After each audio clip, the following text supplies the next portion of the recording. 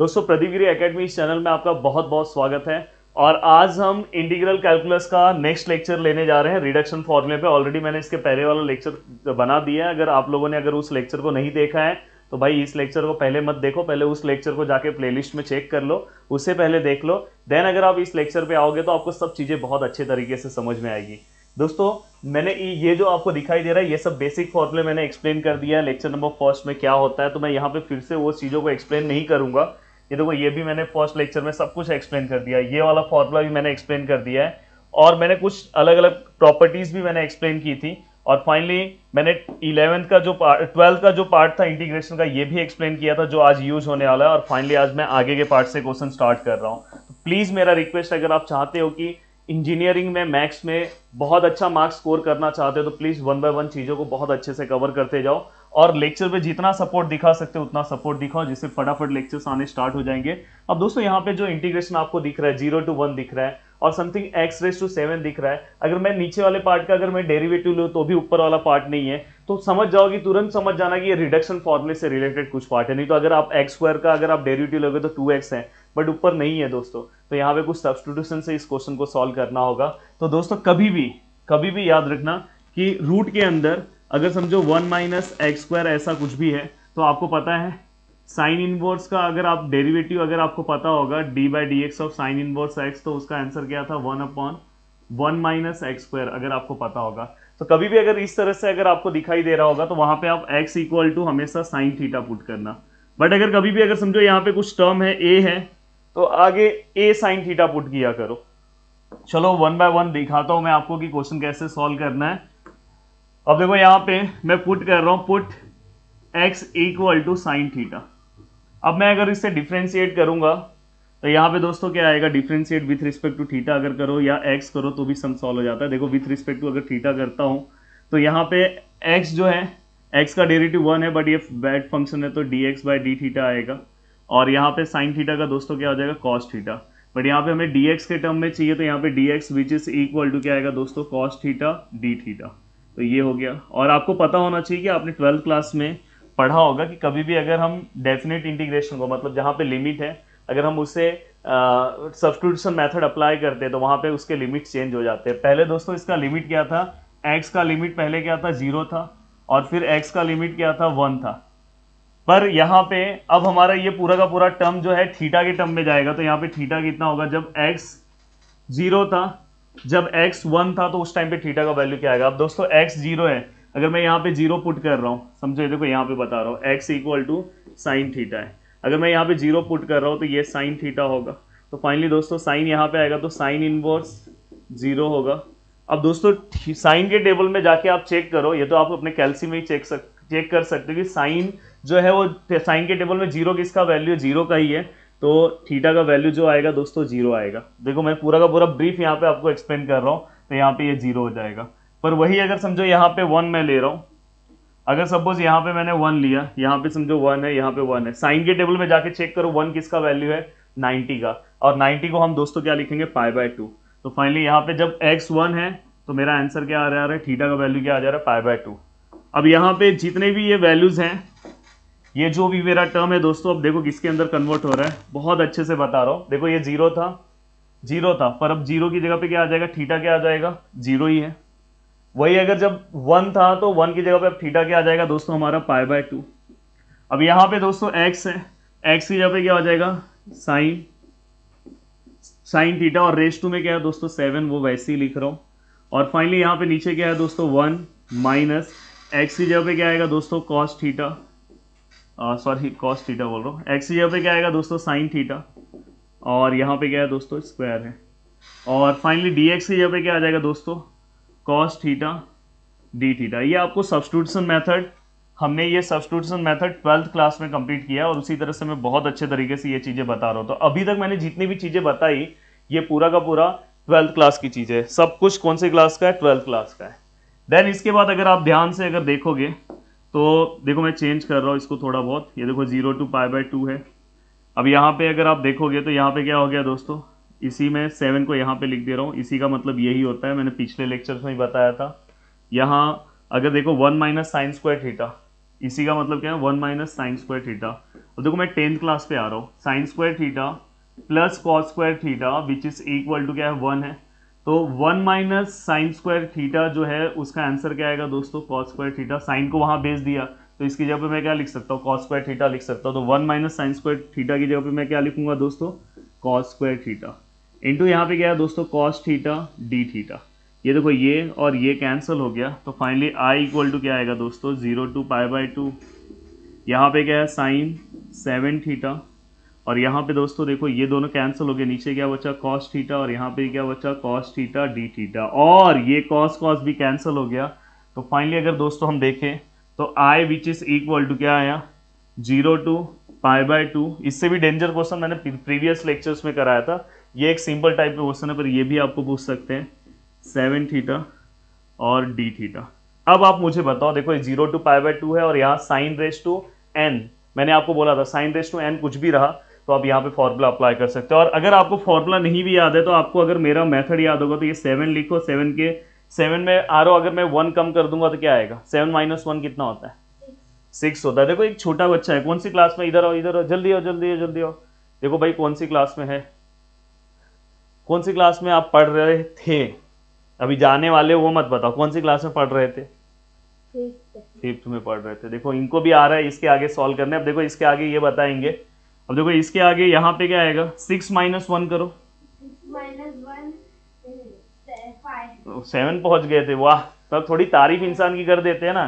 Then इसके बाद 5 minus 1 क्या आएगा 4, बाद में 4 माइनस 1 क्या आएगा दोस्तों 3 माइनस 1 क्या आएगा दोस्तों 2। और मैंने कुछ बोला था रेड सिग्नल आने पे हमें क्या करना पड़ता है, रेड सिग्नल आने पे अपने को रुकना होता है, तो यहाँ पे आपको रुकना होगा।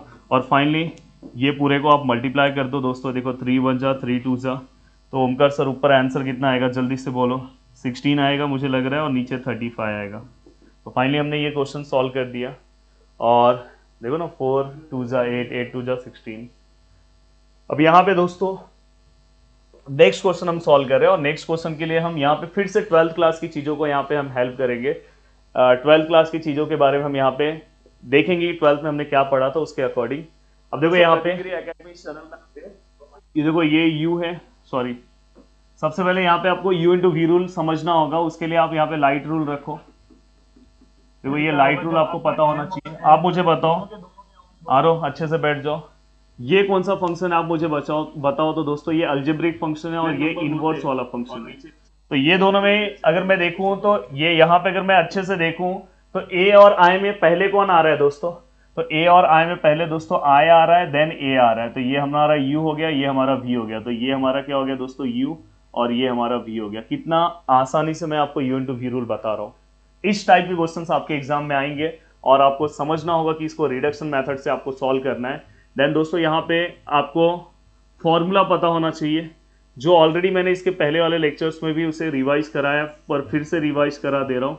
अगर कभी भी इस तरह से लिमिट वाला इंटीग्रेशन आता है तो उसमें u into V integration by parts का फॉर्मूला कैसे लिखना है, देखो ये इस पर कोई लिमिट्स मत लिखना, यहाँ पे लिखना b, यहाँ पे a और यहाँ पे दोस्तों dx। देन यहाँ पे दोस्तों a b और यहाँ पे d बाय dx, यहाँ पे आप क्या लिखोगे दोस्तों यहाँ पे u, देन यहाँ पे v dx और यहाँ पे दोस्तों क्या आएगा dx।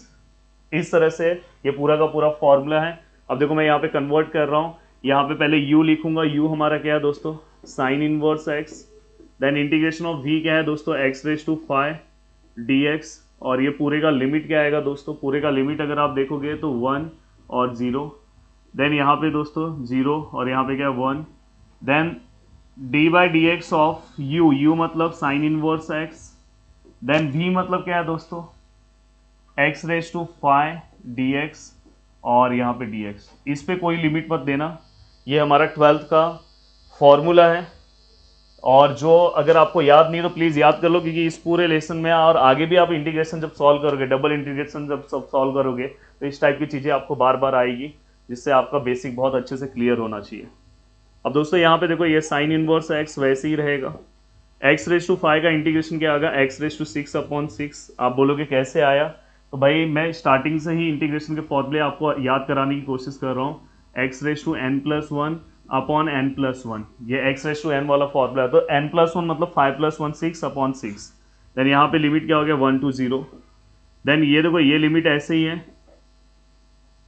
देन यहाँ पे साइन इनवर्स एक्स का अगर मैं डेरिवेटिव लूँ, अभी थोड़ी देर पहले ही, शायद इसके पहले वाले लेक्चर्स नहीं, अभी बताया, थोड़ी देर पहले ही बताया आपको, साइन इनवर्स एक्स का डेरिवेटिव है 1 minus 1 upon under root of 1 minus X square. Please याद रखना ये डेरिवेटिव साइन इनवर्स एक्स का है। इनवर्स का डेरिवेटिव मैंने फर्स्ट ऑर्डर डिफरेंशियल इक्वेशन में सब कुछ बता दिया, प्लीज उसे आप पहला लेक्चर देख लेना, उसमें सब मैंने डेरिवेटिव दिए हैं। और वैसे मैं लास्ट में आपके एंड सेम एग्जाम या फाइनल एग्जाम के टाइम पे, मैं यूनिवर्सिटी के एग्जाम के टाइम पे मैं आपको बता दूंगा। इसका अगर आप निकालोगे तो क्या आएगा, एक्स रेस टू 6 अपॉन 6 और यहाँ पे क्या आएगा दोस्तों dx। अब फाइनली अगर मैं इसे और चेंज करने की कोशिश करूँ तो देखो भाई ये 1 है, यहाँ पे अगर 1 पुट करता हूँ, देखो यहाँ पे मैं वैल्यू पुट कर रहा हूँ, ठीक है।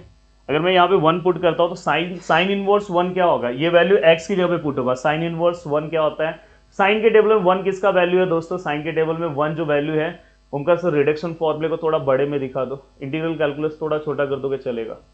तो यहाँ पे जो साइन 1 अगर मैं पुट करता हूँ तो साइन इनवर्स 1 जो है, साइन के टेबल में 1 किसका वैल्यू है दोस्तों, पाई बाय 2 का, 90 का, तो यहाँ पे आंसर क्या आएगा पाई बाय 2। फिर से मैंने 1 यहाँ पे पुट किया तो 1 रेस टू कुछ भी रहे, चप्पल रहे या कुछ भी रहे, जूता रहे, कुछ भी रहे, आरओ रहे, कुछ भी रहे, उसका आंसर 1 ही आएगा। तो फाइनली यहाँ पे 1/6। अब दोस्तों यहाँ पे मैं 0 पुट करने जाऊंगा तो जैसे ही मैं यहाँ पे 0 पुट करूंगा तो साइन इनवर्स 0 0 ही होता है, या तो यहाँ पे ही करूंगा तो पूरा पार्ट 0 हो जाएगा। तो 0 वाले पार्ट को लिखने की जरूरत ही नहीं है, तो आप 0 वाले पार्ट को आपको लिखने की जरूरत नहीं है, तो आपने बस इतना लिखा इनफ है। अब देखो ये आपने सॉल्व कर दिया। अब देखो यहाँ पे असली खेल होगा, ये देखो 1/6 बाहर ले रहा हूँ, ये 0 to 1 लिख रहा हूँ, और फाइनली दोस्तों ये x raise to 6 under root of 1 minus X square, और ये देखो ये यहाँ पे dx है। हाँ, अब यहाँ पे अगर आप सॉल्व करने की थोड़ी भी कोशिश करोगे ना दोस्तों, तो आपको समझ में आ रहा होगा ये पूरा का पूरा क्वेश्चन पीछे की तरह है। यहाँ एक्स स्क्वायर का ना तो ये डेरिवेटिव है, और मैंने बोला कि अगर यहाँ पे एक्स रेस टू समथिंग 7 जैसे पिछले बार आया था, तो ये अब ये जो इतना पार्ट है ना दोस्तों, देखो मैं इसे ये वाले पार्ट को मैं कैसे लिख रहा हूँ, ध्यान से देखना। अब पीछे वाला पार्ट एक बार फिर से रिवाइज हो जाएगा। ये i इक्वल टू यहाँ पे क्या है दोस्तों, पाई है। अब यहाँ पे 6 2 जा कितना होगा 12 माइनस ये 1/6। ये देखो ये जो पूरा का पूरा पार्ट है ना दोस्तों, इसको मैं I1 ले रहा हूँ। क्या ले रहा हूँ दोस्तों, I1। चाहिए तो आप ऐसे भी ले सकते हो, 1/6 ऐसे ही रख रहा हूँ, और इसे मैं क्या ले रहा हूँ दोस्तों, I1। मैं इसे कंसिडर कर रहा हूँ I1। अब यहाँ पे चाहिए तो कंसिडर करके लिख देना। अब मैं I1 को अलग से सॉल्व कर रहा हूँ, I1 which is equal to, जो मेरा I1 है क्या है, 0 to 1 है, x रेस टू 6 है, under root of 1 minus X square है, और dx है। देखो ये पिछला जो सम मैंने सॉल्व करा है ना, ये अब यहाँ से जो मैंने इसमें सॉल्व करा है वो सेम टू सेम स्टेप इसमें आएगा। तो ये सम आपको आ सकता है कितने मार्क्स के लिए, 5 मार्क्स के लिए आपको आ सकता है, क्योंकि इसमें अब यहाँ तक का पार्ट, यहाँ से अब पीछे का पार्ट मैं पूरा का पूरा सॉल्व करूंगा। याद करो मैं पीछे मैंने क्या किया था, पुट x इक्वल टू मैंने क्या लिया था, साइन थीटा। अगर मैंने x equal to sine theta लिया था तो यहाँ पे क्या था, dx by D theta which is equal to cos theta. Then यहाँ पे dx इक्वल टू क्या था दोस्तों, कॉस थीटा और डी थीटा, ये भी था। और ये होने के बाद दोस्तों हमें दो चीज़ें हमें पता था, यहाँ पे हमने वैल्यू चेंज किया था जब हमारा x 0 था और x इक्वल टू 1 था। तो यहाँ पे अगर मैं वैल्यू पुट करूँगा, जब 0 पुट करूँगा तो थीटा इक्वल टू क्या आएगा दोस्तों, 0, और यहाँ पे जब 1 पुट करूँगा तो थीटा इक्वल टू क्या आएगा दोस्तों, पाई बाय 2। ये भी हो गया। तो फाइनली मेरा I1 का जो वैल्यू है दोस्तों क्या आएगा, देखो यहाँ पे वैल्यू पे चेंज हो गया, 0 to पाई बाय 2, और यहाँ पे x रेस टू 6 है, तो यहाँ पे क्या आएगा दोस्तों, साइन, देखो मैंने ऐसे लिखा साइन रेस टू, चाहिए तो आप ऐसे भी लिखो, देखो साइन थीटा लिखा है x के प्लेस पे और यहाँ पे 6 लिख दिया, और यहाँ पे 1 माइनस एक्स का स्क्वायर है, मतलब यहाँ पे साइन थीटा, इसलिए मैंने आपको पहला वैसा क्वेश्चन सॉल्व करा है। और यहाँ ds की जगह पे आप लिखोगे दोस्तों, क्या लिखोगे, कॉस थीटा डी थीटा। अब अगर आप इसे आगे सॉल्व करते हो, अब देखो अगर मैं आगे इसे सॉल्व करने की कोशिश करता हूँ तो I1 which is equal to 0 to pi by 2, देखो यहाँ पे ये 6 थीटा हो जाएगा। ये आपको पता है यहाँ पे क्या आएगा, 1 माइनस साइन स्क्वायर थीटा क्या हो जाएगा, कॉस स्क्वायर थीटा। पीछे एक्सप्लेन किया हूँ बहुत अच्छे से, इसलिए यहाँ पे थोड़ा सा डायरेक्ट लिख रहा हूँ, ये कैंसिल हो गया।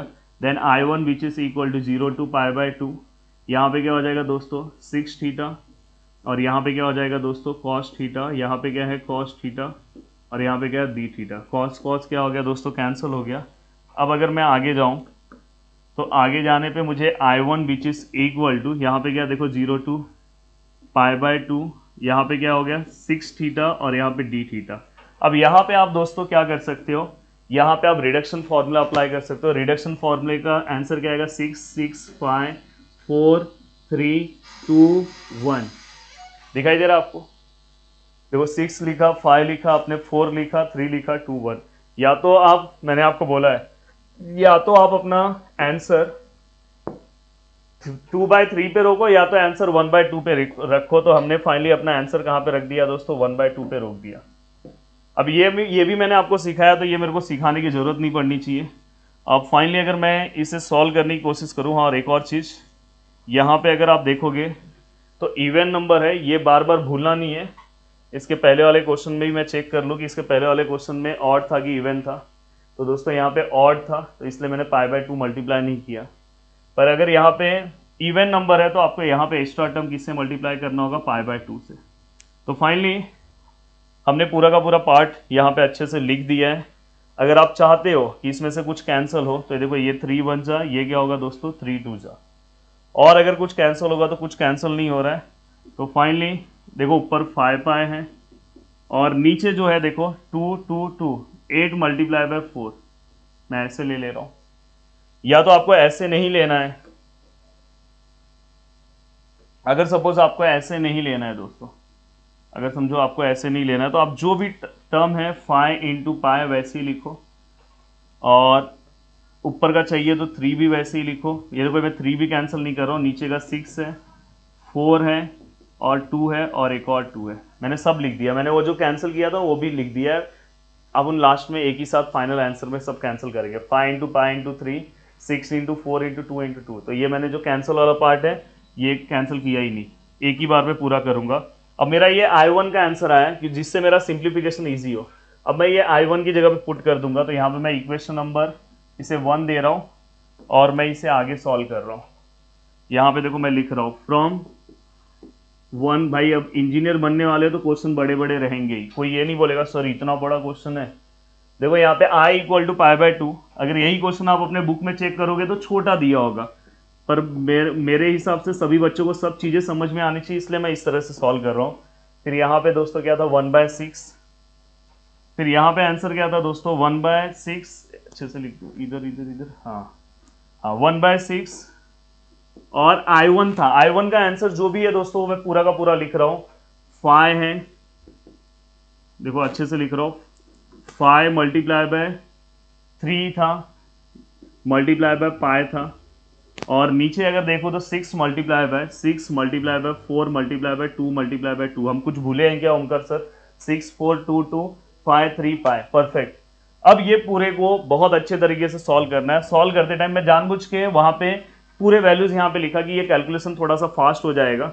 अब देखो ये π/2 है, यहाँ पे भी ये पाई है, और ये दोनों का अगर मैं मल्टीप्लाई करता हूँ तो यहाँ पे भी π/12 हो जाएगा। सॉरी ये π/12 है, तो π/12 मैंने बाहर ले लिया। तो अंदर दोस्तों यहाँ पे क्या बचा 1, यहाँ से ये पाई और 6 × 2 12 हो गया, तो जो बचा हुआ टर्म है तो 3 5 से कितना होगा 15। और नीचे अगर आप देखोगे तो नीचे क्या बचा हुआ है दोस्तों, देखो ये 6 4 से कितना होता है 24 × 2 करेंगे तो आई थिंक 48 है ओमकार सर? यस।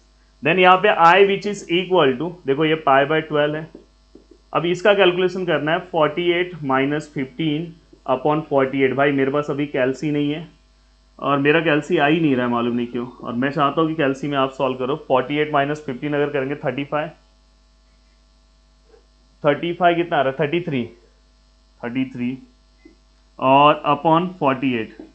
तो ओमकार सर फाइनली मुझे बता दो, ऊपर 33 पाई है, नीचे क्या आ रहा है? 0.68। नहीं 12 × 48 करो, 576। ओमकार सर ये दोनों डिवाइड हो रहे क्या 33 और 48? एक बार चेक कर लो अच्छे से, मेरे हिसाब से होने चाहिए। हो रहे? नहीं ये दोनों देखो, ये मुझे मेरे हिसाब से ये जो दोनों है ना ये 3 के टेबल में जाएंगे। देखो आप और अच्छे से अगर करना चाहो तो मुझे ऐसा लग रहा है कि ये 3 के टेबल में जाएगा तो 11 होगा, और ये 3 के टेबल में ये भी जाना चाहिए। 16 आ रहा है क्या? हाँ, तो इसलिए मैं वही बोल रहा हूँ। देखो कैलकुलेशन का पार्ट आपके ऊपर डिपेंड करता है, तो 11 पाई हो गया और नीचे 12 इंटू 16 कर दो ओमकर सर। 12 इंटू 16 कितना होगा? 12 इंटू 16 192। तो फाइनली ये आंसर अपना परफेक्ट आंसर है, राइट आंसर है। और हमने यहाँ तक का पार्ट दोस्तों सॉल्व कर लिया। अब चलते हैं नेक्स्ट क्वेश्चन की ओर। चलते हैं नेक्स्ट क्वेश्चन की ओर। ये क्वेश्चन भी कंप्लीट करते हैं बहुत अच्छे तरीके से। अब देखो यहाँ पे दोस्तों, ये देखो इस टाइप के क्वेश्चंस का प्रैक्टिस होना चाहिए। अगर आप बहुत सारे रिडक्शन फॉर्मूले की अगर आप लेक्चर देखोगे तो यार, वो जो मैंने फर्स्ट लेक्चर बनाया ना, उसका वो स्टार्टिंग का पार्ट बस देखोगे तो उस पर बहुत ज़्यादा व्यूज़ है, पर उस तरह के क्वेश्चंस दोस्तों आता ही नहीं एग्जाम में। और यहाँ पे इतना मेहनत से दोस्तों लेक्चर बना रहा हूँ, पर मालूम नहीं क्यों लोगों तक पहुँच नहीं पा रहा है, क्या नहीं हो रहा है। बहुत सारे लोग प्यार बहुत अच्छा दिखा रहे हैं, पर मैं चाहता हूँ, इसलिए मैं बोल रहा हूँ कि सब जगह से शेयर करो। देखो इस तरह के क्वेश्चन आपके यूनिवर्सिटी एग्जाम में पूछा जाता है, और वो आपने अपने इनसेम में भी आपने देख लिया होगा कि जिस तरह के मैंने क्वेश्चन सॉल्व कराए थे, same to same with numbers question आए थे। प्लीज इस तरह के क्वेश्चन सॉल्व करने की कोशिश करो, बहुत ही सिंपल है। देखो यहाँ पे हमें समथिंग ये कुछ दिया है और हमें क्या करना है दोस्तों, प्रूफ करना है। प्रूफ हमें यहाँ पे कुछ दिया हुआ है और हमें ये प्रूफ करना है, और हमें फाइनली I3 का वैल्यू फाइंड आउट करना है। देखते हैं कैसे प्रूफ करना है। अगर इसके अंदर आप देखोगे तो पहला in+1 माइनस in है। तो देखो दोस्तों अपने पास in तो है, यहाँ पे इंटीग्रेशन है, साइन है, 2n माइनस 1 है दोस्तों, और यहाँ पे क्या है, साइन x है, और यहाँ पे क्या है, dx है। ये तो हो गया। अब वही अगर आप देखोगे यहाँ पे in+1, अब देखो ये भी अपने को चाहिए in+1, तो मैंने यहाँ से देखा, बस जहां जहां पे दोस्तों n है वहां पे आप n+1 कर दो। देखो यहाँ पे देखो n था दोस्तों, इससे मैंने n+1 कर दिया।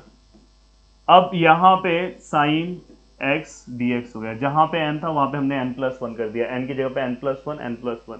अब फाइनली इसे और सिंप्लीफाई अगर मैं करूंगा तो ये दोस्तों क्या हो जाएगा, साइन, यहाँ पे क्या हो जाएगा दोस्तों 2n+2।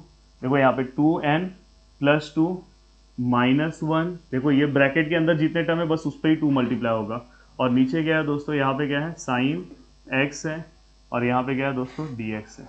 अब फाइनली अगर मैं इसे सॉल्व करने की कोशिश करूँ और अच्छे से करने की कोशिश करूँ तो यहाँ पे आएगा साइन, देखो ये क्या आएगा दोस्तों 2n, और ये देखो 2 माइनस 1 क्या आएगा दोस्तों, +1, क्योंकि 2 को ग्रेटर नंबर का साइन है, प्लस आएगा, और नीचे क्या है दोस्तों, साइन x है, और यहाँ पे dx है। देखो ये सेम, ये देखो in का वैल्यू है, ये in+1 का वैल्यू है। आप अपने बुक में देखोगे ना, ये स्टेप डायरेक्ट ये लिखा है, आधे बच्चे का दिमाग पे से ऊपर से उड़ जाता है। इसलिए प्रदीप गिरी एकेडमी इंडिया का, आप चाहे मानो या ना मानो, सबसे टॉप इंजीनियरिंग लेक्चर्स प्रोवाइड कर रहा है, जो अगर आपने इनसेम में देखा होगा, और इस चीज़ को बहुत सारे बच्चे मानते भी हैं। 90% से भी ज़्यादा question same to same with numbers repeat हुए। इसलिए आपको मैं बोल रहा हूँ रेगुलर लेक्चर्स देखते जाओगे तो मैं खुद आपको चारों जो आपके लेक्चर्स जो भी लेसन है उसके ऊपर मैं कोशिश करूँगा आपको वीडियोस फटाफट प्रोवाइड करने के लिए। प्लीज़ सपोर्ट जितना हो सके आपके साइड से भी आप दिखाने की कोशिश करो। अब दोस्तों यहाँ पे, अब देखो मैं इसी को यहाँ से देख रहा हूँ कि मुझे क्या प्रूफ करना है। देखो इसमें से इसको माइनस किया है, तो यहाँ पे ही मैं कर रहा हूँ। तो यहाँ पे देखो n+1 माइनस in, इसमें से इसको सब्ट्रैक्ट किया है। अब मैं जब सब्ट्रैक्ट करूँगा तो देखो आपको डायरेक्ट भी मेरे को सब्ट्रैक्ट सिखाना है तो मैं सिखा दूंगा, पर मैं डायरेक्ट नहीं बता रहा हूँ, पहले ये वाला पार्ट पूरा लिख रहा हूँ। देखो यहाँ पे मैं लिख रहा हूँ sine x sine 2n+1 dx minus ये वाला पार्ट लिख रहा हूँ इंटीग्रेशन साइन 2n-1, और यहाँ पे क्या आएगा दोस्तों साइन x, और यहाँ पे क्या आएगा दोस्तों dx। हमने सब लिखा। अब लिखने के बाद अब पूरा ये सॉल्व करते जाते हैं, लास्ट पे चेक करते हैं अपना आंसर आता है कि नहीं आता है। अब ये होने के बाद दोस्तों ध्यान से देखो, इंटीग्रेशन एक ही बार ले रहा हूँ। ये देखो दोनों टर्म सेम है तो 1 टाइम साइन x लिख रहा हूँ। जैसे अगर समझो नीचे 2 है, देखो यहाँ पे 2 है, या तो आप चाहिए तो और अच्छे से एक और स्टेप मेरा बढ़ जाएगा चलेगा, पर और अच्छे से मैं आपको बताना चाहता हूँ। तो मैं देखो ये वाला पार्ट है, जो यहाँ पे पार्ट है साइन 2n+1 dx, ये वाला पार्ट मैंने लिखा, माइनस यहाँ पे साइन 2n-1, और यहाँ पे क्या है दोस्तों साइन x, यहाँ पे क्या है dx। हाँ, मैंने और अच्छे से इससे लिख दिया। चाहिए तो आप ये जो dx है ना, इसे आप यहाँ पे मैं लिख दे रहा हूँ। अब यहाँ पे मैंने सब कुछ बहुत अच्छे तरीके से दोस्तों लिख दिया है। अब यहाँ पे प्रॉब्लम क्या है देख लो, आपने सब कुछ मैंने लिखा, कुछ मिसिंग तो नहीं हो गया ना एक्स। हाँ यहाँ पे देखो एक लेटर मिस हो गया है, देखो साथ में एक्स था, तो यहाँ पे भी एक्स है, यहाँ पे भी दोस्तों एक्स आएगा, जो पीछे है यहाँ पे भी एक्स है, यहाँ पे भी एक्स है, तो यहाँ पे भी एक्स आएगा, यहाँ पे भी एक्स आएगा, यहाँ पे भी एक्स आएगा, यहाँ पे भी एक्स आएगा। और अब देखो यहाँ पे दोस्तों, अब आपको पता होना चाहिए कि अगर नीचे का डिनोमिनेटर सेम होता है तो उसको हम वन टाइम लिखते हैं, तो देखो मैं साइन एक्स को वन टाइम लिख रहा हूँ। फिर ऊपर वाले टर्म को हम माइनस करेंगे, तो यहाँ पे क्या आएगा, sine 2n plus 1 X minus sine 2n minus 1 X, ये हमने लिखा। और यहाँ पे दोस्तों क्या है, dx है। अब अगर आप ध्यान से देखोगे तो कभी भी हमने 11th क्लास में ये फॉर्मूला पढ़ा है, और वो फॉर्मूला मैं यहाँ पे लिख रहा हूँ, और जो मैंने अपने फर्स्ट ऑर्डर डिफरेंशियल इक्वेशन में आपको प्रोवाइड कर दिया था। जो फॉर्मूला क्या है दोस्तों, sine c minus sine d। यहाँ पे दोस्तों देखोगे साइन c है माइनस साइन d है। कभी भी अगर इंटीग्रेशन में कोई भी चीज़ माइनस में है, आप उसे मल्टीप्लीकेशन में लिखो, तो इसका फॉर्मूला कैसे आएगा दोस्तों, 2, अगर माइनस है तो कॉस पहले आता है, cos c plus D upon 2 into sine c minus D upon 2, ये इसका फॉर्मूला है। तो फाइनली अगर मैं यहाँ पे लिखूँ तो देखो ये इंटीग्रेशन ऐसे ही है। अब देखो यहाँ पे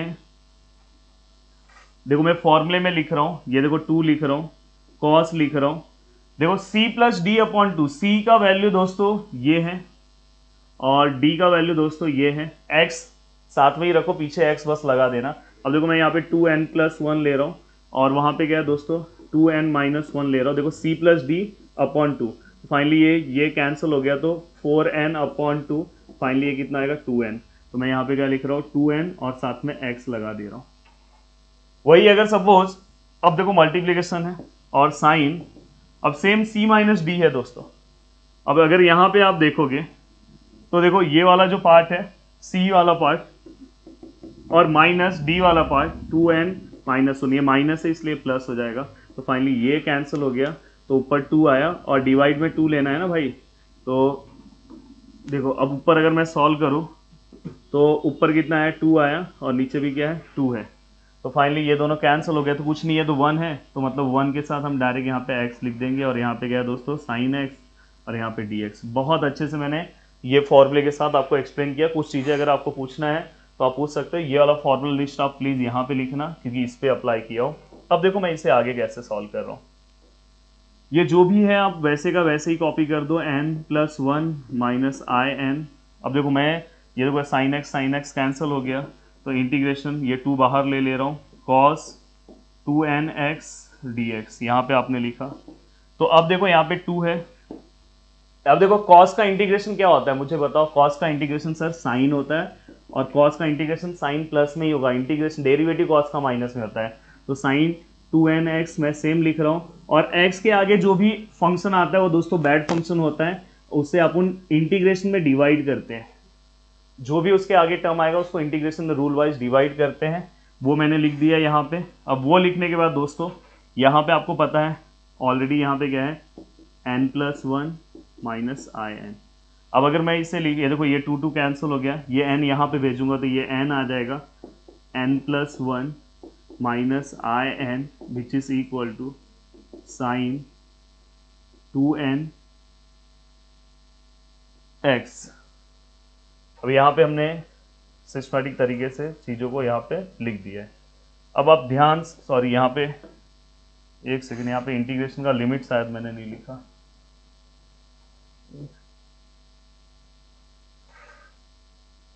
शायद यहाँ पे इंटीग्रेशन का लिमिट है, मैं मेरे क्वेश्चन में चेक कर लेता हूँ इंटीग्रेशन का लिमिट है क्या क्वेश्चन में।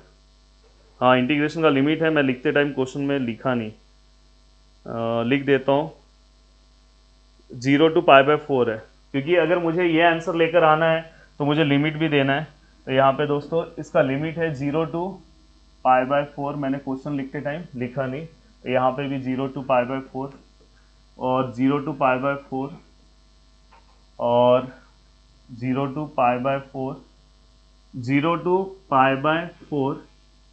अब यहाँ पे भी दोस्तों 0 to π/4, यहाँ पे भी 0 to π/4, 0 to π/4 देखो कुछ चीजें ऐसी होती है ना, जब आप क्वेश्चन में नहीं लिखते ना तो लास्ट में देखो मुझे कैसे हिंट हुआ कि मैंने क्वेश्चन में नहीं लिखा, मेरा आंसर आ गया एक्स के टर्म में, पर यहाँ पे आंसर एक्स के टर्म में है क्या, नहीं है। तो मुझे समझ में आया कि मैंने क्वेश्चन में लगता है क्वेश्चन को पूरा नहीं लिखा है।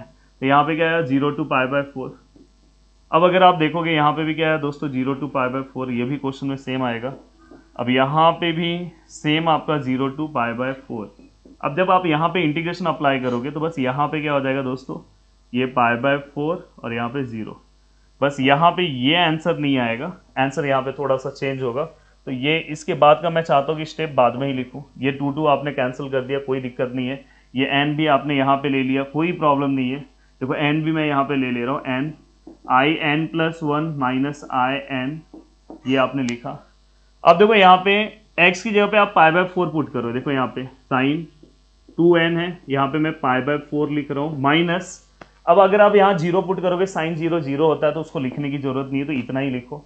अब अगर आप देखोगे तो 2 1 जा 2, 2 2 जा 4।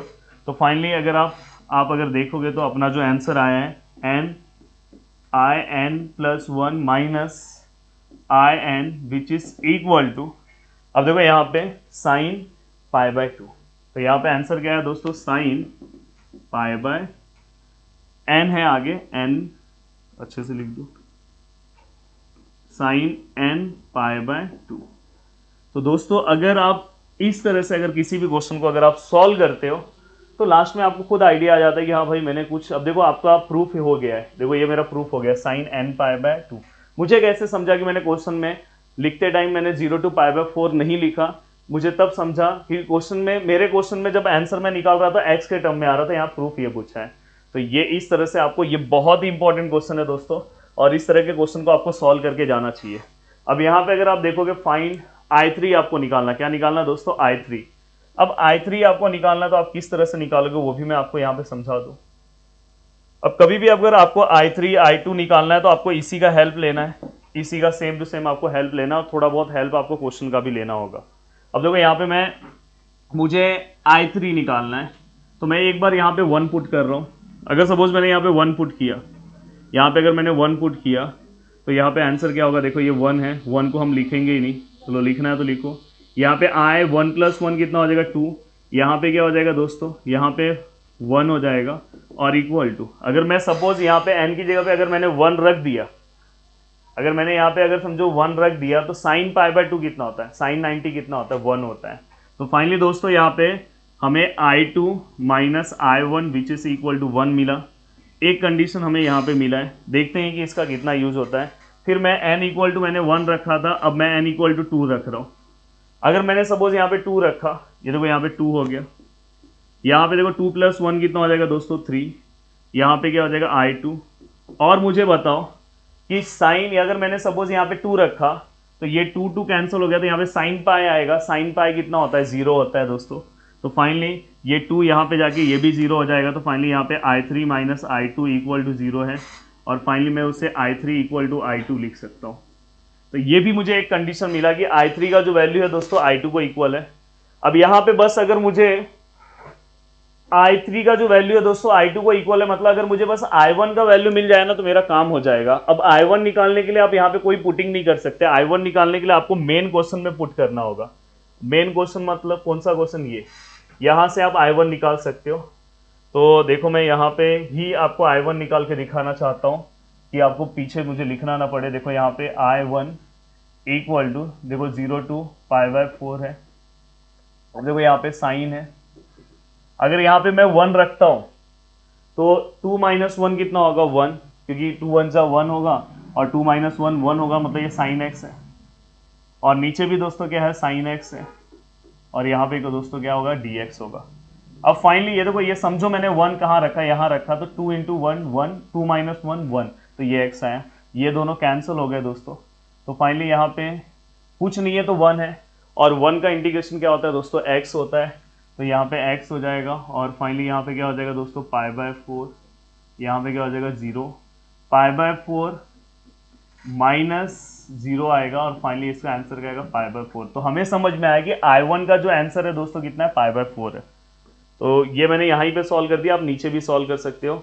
तो मुझे पता चल गया कि I1 का आंसर कितना है दोस्तों, I1 का आंसर कितना है, π/4। तो हमेशा याद रखना, कभी कभी I0 आपको निकालना होगा, I0 भी आपको क्वेश्चन से ही मिलेगा। अब यहाँ पे मुझे पता चल गया कि I3 का वैल्यू किसको इक्वल है, I3 का वैल्यू दोस्तों किसको इक्वल है, I2 को। और I2 इक्वल टू क्या है दोस्तों, यहाँ पे देखो मैं I2 निकाल रहा हूँ, I2 इक्वल टू क्या है 1, ये I1 को वहाँ पे भेजोगे तो प्लस I1, तो I2 इक्वल टू क्या है 1 प्लस I1, और 1 प्लस I1 कितना है दोस्तों 5/4। थोड़ा सा मस्त क्वेश्चन है, समझना होगा। I3 का वैल्यू I2 को इक्वल है, I2 मतलब क्या है दोस्तों 1 प्लस I1, और 1 प्लस I1 की जगह पे मैंने क्या लिखा 5/4। तो इस तरह से ये लेक्चर बहुत अच्छे तरीके से आपको समझ में आया होगा। और अराउंड कितने मिनट का लेक्चर हो गया ओमकार सर? 35 मिनट्स का। मुझे एक क्वेश्चन तो और सॉल्व कराना था, देखो यहाँ पे 2 क्वेश्चन और मैं लिख के रखा था, पर जरूर ये क्वेश्चन मैं नेक्स्ट लेक्चर में कराऊंगा। ये 2 क्वेश्चन भी बहुत इंपॉर्टेंट क्वेश्चन है, अगर हमने ये 2 क्वेश्चन सॉल्व कर लिए तो बहुत सारी चीज़ें अपनी हो जाएगी, और एक आध क्वेश्चन बचेगा तो मैं 1 शॉट वीडियो में कवर करा दूंगा। तो प्लीज़ इसे जितना हो सके उतना देखो, अपने दोस्तों तक शेयर करो और बहुत अच्छे से प्रैक्टिस करो। वीडियो को देखने के लिए दिल से थैंक यू सो मच दोस्तों। मिलते हैं नेक्स्ट लेक्चर में। जय हिंद दोस्तों।